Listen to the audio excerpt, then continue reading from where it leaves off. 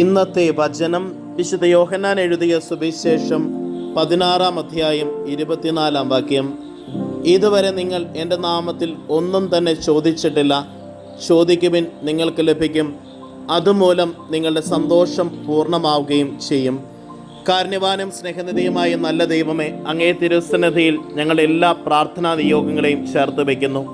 അനുനിമിഷം അങ്ങേ തിരുസന്നിധിയിൽ കണ്ണീരോടെ പ്രാർത്ഥിക്കുവാൻ, ദൈവകൃപയ്ക്ക് വേണ്ടി കാത്തിരിക്കുവാൻ, ദൈവാനുഗ്രഹത്തിൽ സമ്പന്നമായി ജീവിക്കുവാൻ ഞങ്ങളെ അനുഗ്രഹിക്കണമേ.